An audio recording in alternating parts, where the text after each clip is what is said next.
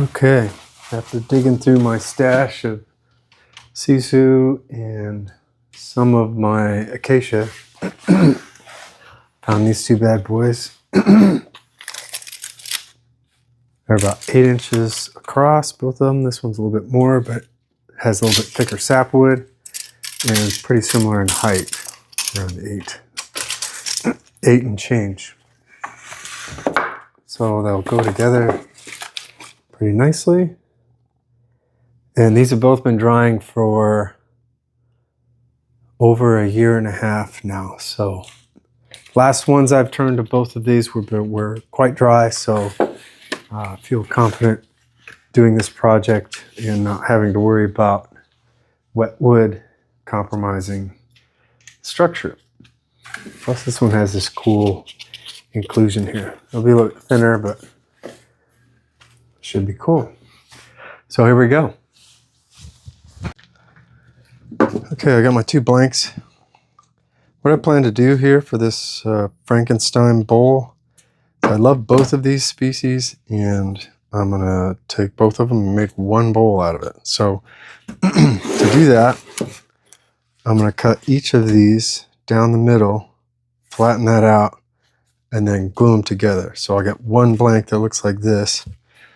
And then, I'll glue the other one together. Why not? I've got 2 of them. So then if I screw one up, or if I like it, I've got the other side. So I'm going to do this on my bandsaw, cut these, and then I'll throw them on my joiner and make sure I've got a nice tight joint and get them glued up. I have to apologize. I'm recovering from a cold, so I may be sniffing and coughing and my voice is not quite the same. So apologize for that in advance. I'll try and edit as much of that out as I can, but sometimes it creeps up on me. So let's get started and get it on the bandsaw.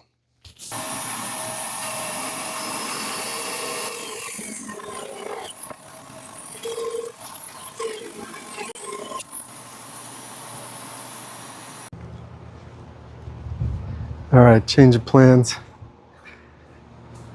That acacia log had a little bit too much height variation. So we're gonna go into my stash.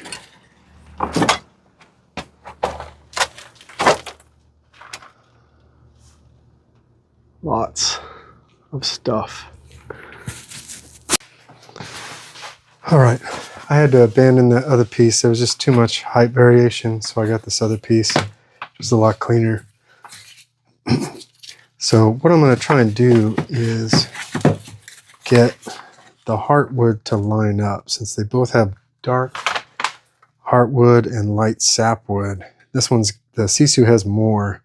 So I'm going to offset it a little bit. Hopefully I can clamp it up nice to get it like that. I anticipate this being a struggle, but yeah, we'll see. See if we can get it to work. Oh, really?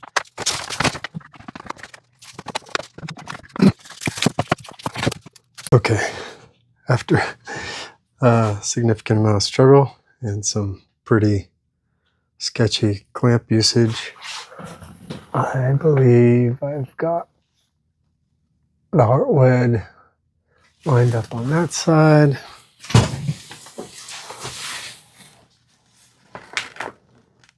And over here on this side.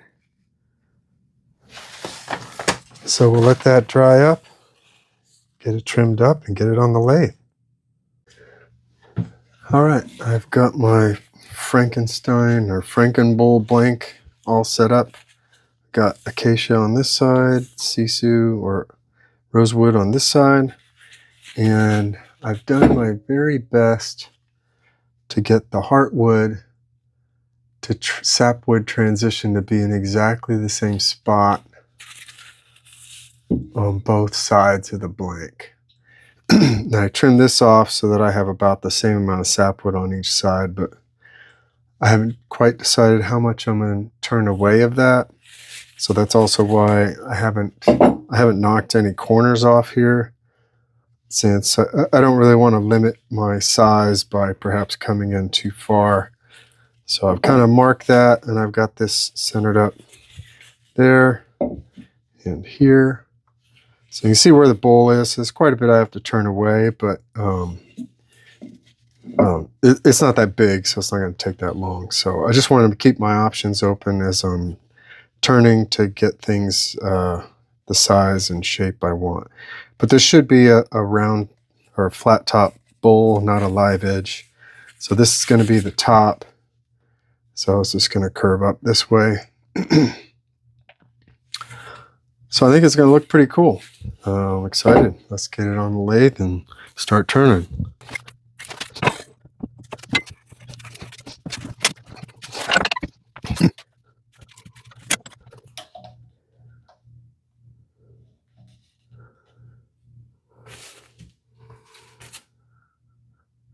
Okay, looks like I have the heartwood to sapwood transition lined up the way I want it to be.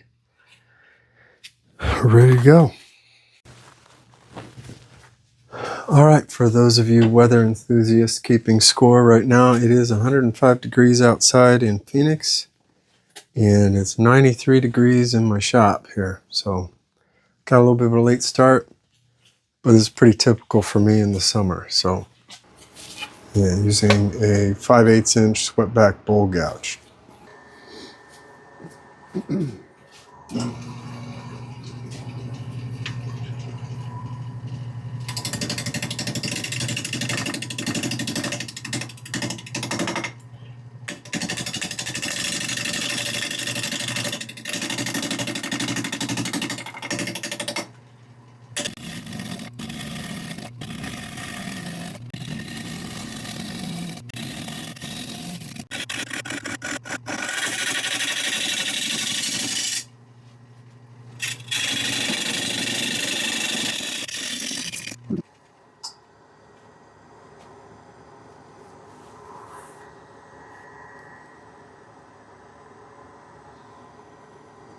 There are a couple of cracks in the Acacia blank, one here and down here.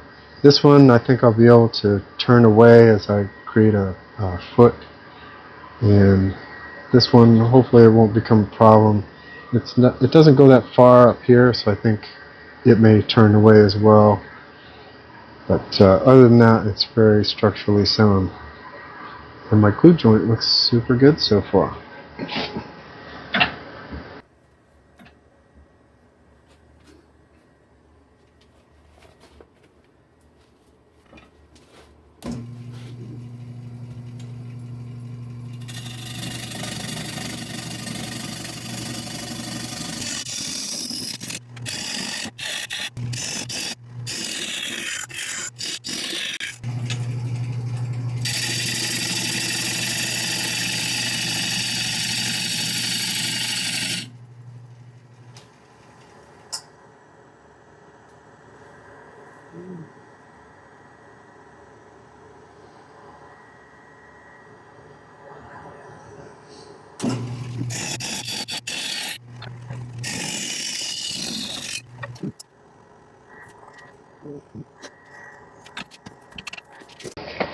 Gonna move around here to the top and flatten this out because I had to tweak the bowl a little bit to make sure that I got the heartwood in the same spot. So just gonna take this down a little bit to where I think the finished rim of the bowl will be.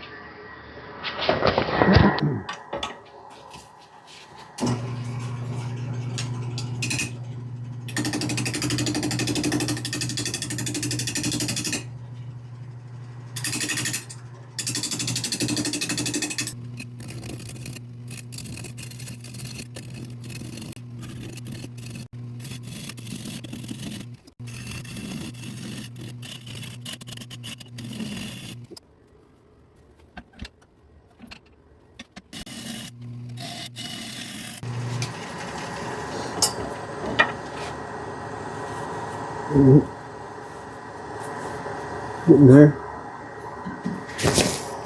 Crack is disappearing, so that's good. The one over here is gone. Everything else looks good.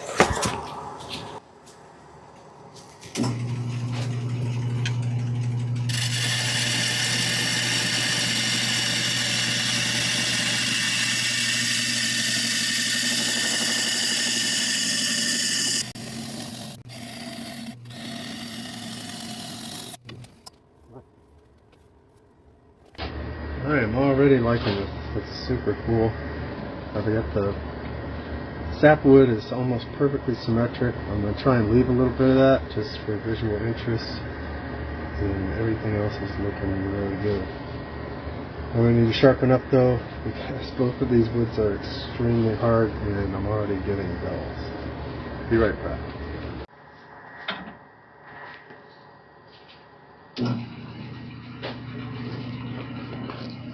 Speed 1020 RPM.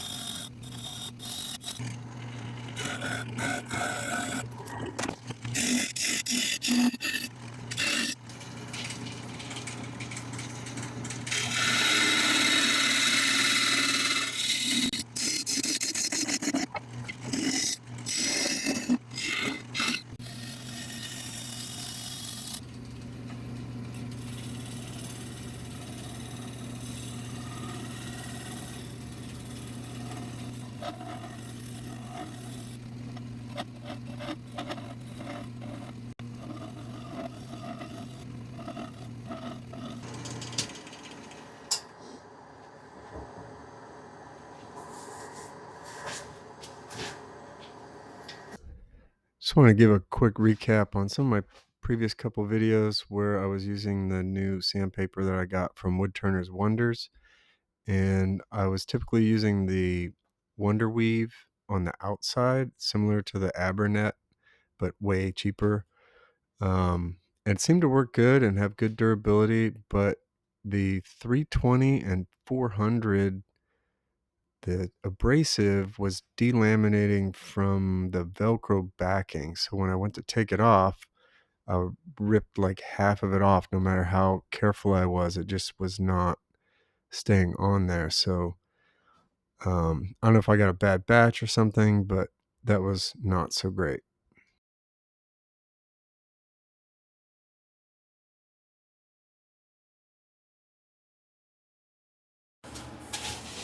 Okay, time for some finish. My old standby shellac base sanding sealer.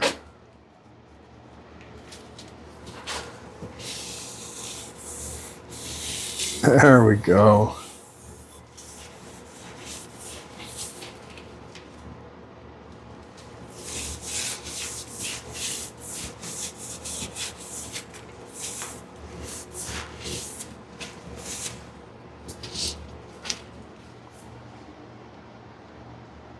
That's what I'm talking about. Almost perfect symmetry with the sapwood. Super happy with that. All right, we'll do a few coats of this and then some abrasive paste. All right, I've got 4 coats of sanding sealer on there, and I'm gonna go with a little Yorkshire grit. You can see it's already pretty shiny.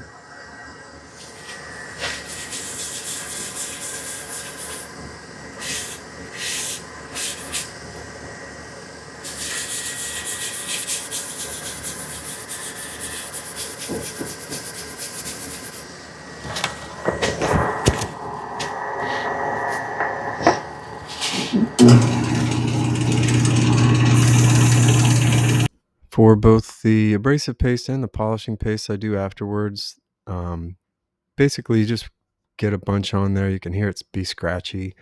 And then I use the same part I applied it with first, and that gets most of the polishing done. And then as you can see, as I move forward and back, you can see it kind of smearing around and it gets cleaner and shinier.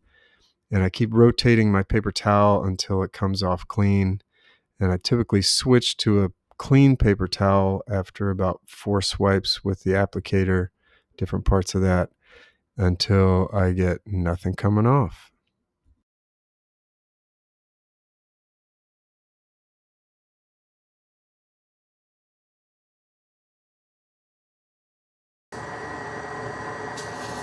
Same deal here with the polishing paste. It's finer, so it polishes to a higher sheen, and as I start, you can really see that shine coming through really quickly.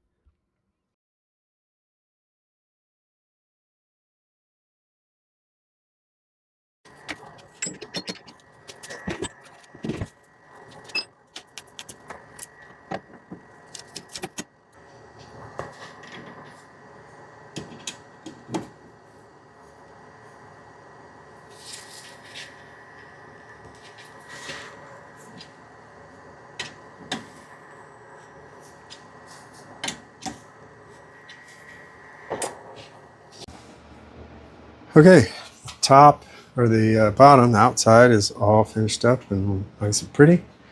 So we're gonna start to hollow out here. I do have my headstock rotated. It's my preferred method, and this should go pretty quick. We're turning at 1020 RPM again.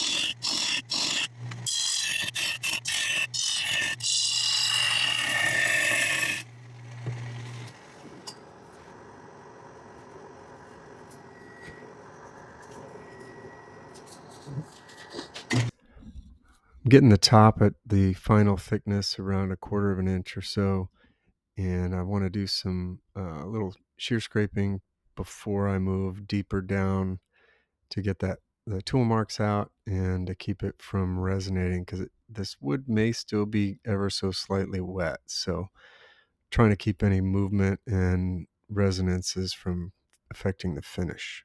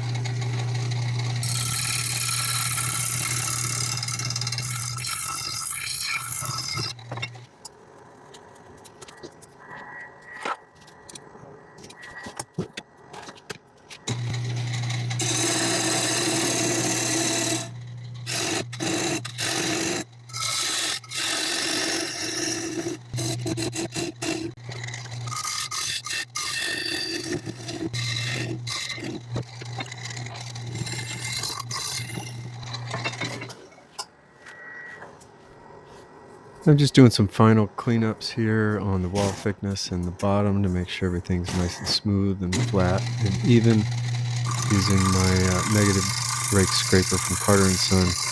I did notice when I was trying to remove that high spot that it was a little dull, so I put a fresh edge on it.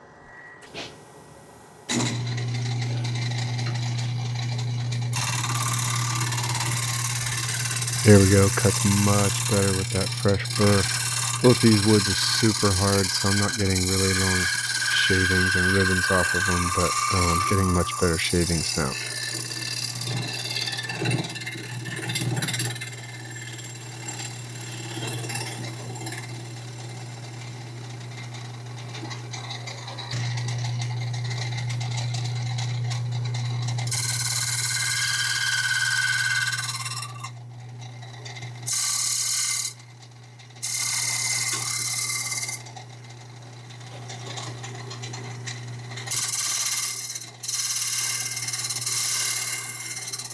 Doing some final touch-ups on the rim here. I should have done this before, but took the sharp edge off the outside of the rim and kind of rolled that inner rim down so it gives the illusion the bowl is much thinner and more delicate.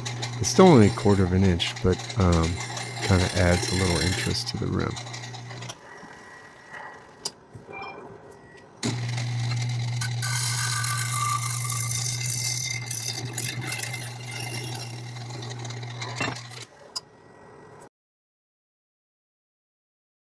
Perfect. Time for sanding. I've encountered very few people who really actually enjoy sanding any woodworking project. It's kind of almost universally the least favorite part of woodworking. So I try to make my time doing sanding as efficient and high quality as possible. In terms of sanding, what I like to do is have the lathe running slow and my drill running fast. And I think this is probably the best way to go. You get the sandpaper moving fast over the surface, which is moving slow. So I think you get better material removal per unit time if the sandpaper is spending more time scrubbing each individual piece. So that's kind of my philosophy with how I approach it.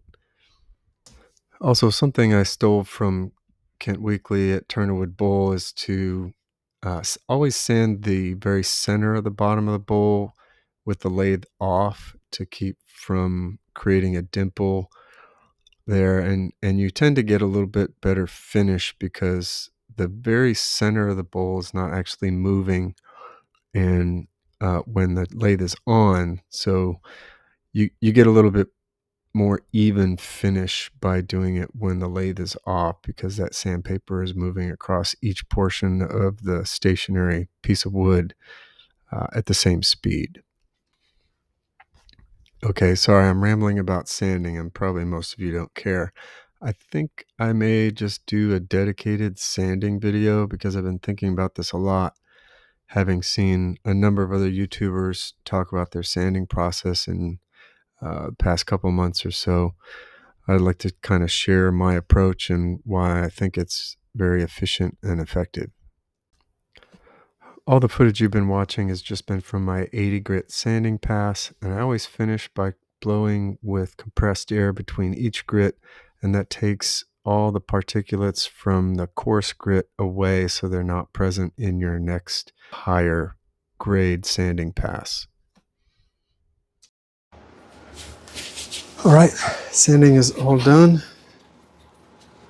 Went pretty fast, actually.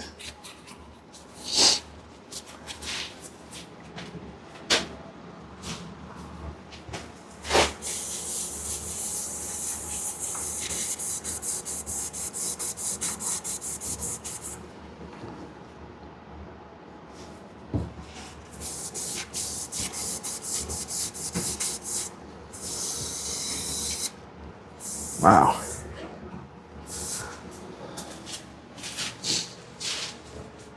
Kind of shocked at how the colors came out so similarly. Thought it was going to be more contrast. Looks gorgeous though. Follow the same procedure from here on as I did on the outside, and we'll come back when it's all done. If you enjoyed the video, I'd appreciate a like and a subscribe and hit your notifications. One thing that really helps is commenting and sharing the video. So if you could do that, it would really be appreciated. Thank you. Okay, let's see who's paying attention. Pause the video and comment below if you see it. Surprise!